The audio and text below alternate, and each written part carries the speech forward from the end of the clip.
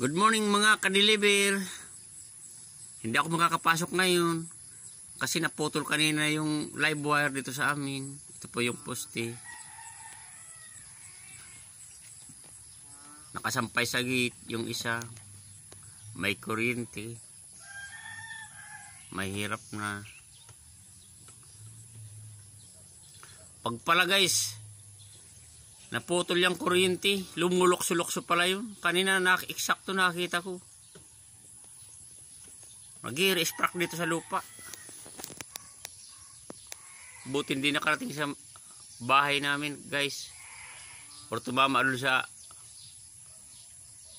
gamit ko sa sakahan na makina.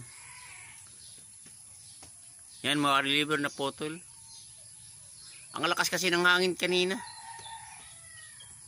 Parang may ipo-ipo. Siguro may lamat na itong wire na to.